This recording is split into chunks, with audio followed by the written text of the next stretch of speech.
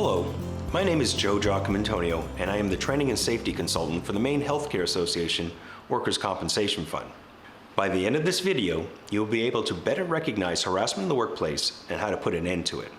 Now, there are two different types of harassment in the workplace that we will discuss today: sexual harassment and harassment of a protected class. Just to clarify, when referring to a workplace, it doesn't necessarily mean that it has to be an employee of the organization to be considered harassment in the workplace. Vendors, contractors, visitors, and family members all fall under these laws. Although sexual harassment is the most commonly reported, harassment reaches further into many types of protected classes.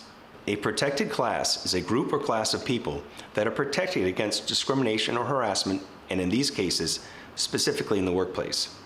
Examples of protected classes are race, color, religion, age, 40 or older, military status, sexual orientation, gender identity, national origin, disability, and/or genetic information.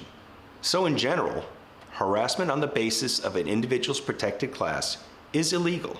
The definition of harassment can be rather vague, but ultimately it is behavior that one can find offensive or demeaning. Bullying is also a form of harassment. It is hard to believe that bullying occurs in the workplace. And if I were to ask you where bullying occurs, I'm sure most of you say it is in the schools. But I would suggest that the schools have a better handle on bullying and that it may be even more prevalent in the workplace. Outwardly, bullying and harassment appear very similar, but are different. Harassment often involves physical contact. The target is selected because of their protected class, and the activity is pretty obvious to both the victim and others around them. Bullying is almost always psychological, and the target is chosen due to their vulnerability. Bullies look for power and control over their victims. The victim may not recognize right away that they're being bullied, as sometimes it happens over a long period of time. Bullying occurs mostly at the workplace, but also has expanded into social media platforms. This is why you need to know the company's policy on social media that ensures that postings do not interfere with employees at the worksite. Next, we'll talk about sexual harassment. Sexual harassment is defined as unwelcome sexual conduct that is a term or condition of employment, and submission is stated or implied to be a term or condition of employment.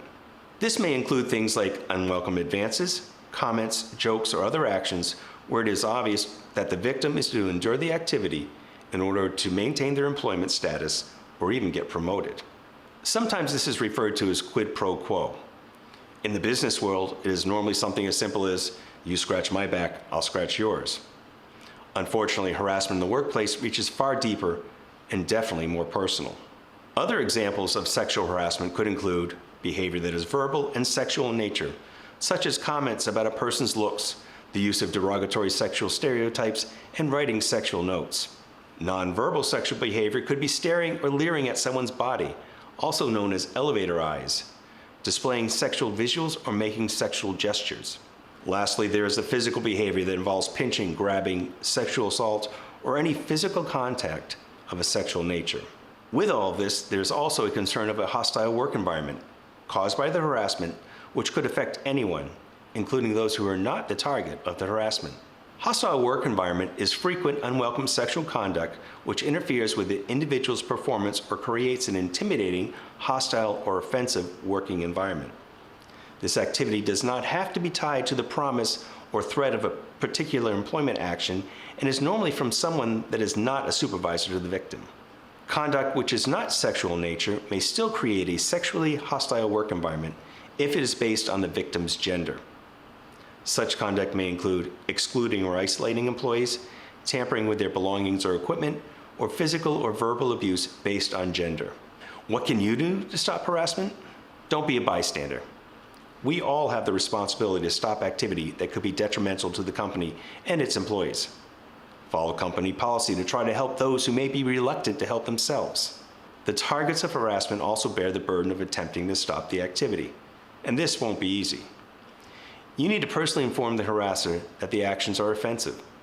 The offender might not know that they're offending anyone.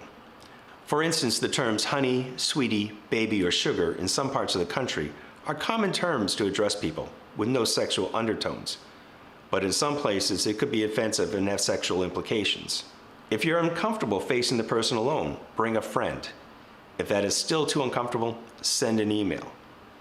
Document all the events that occurred and what actions you have taken. Write them down like you would a journal. Include information such as time, date, location, what occurred, and who was there. But most importantly, don't quit. We need you.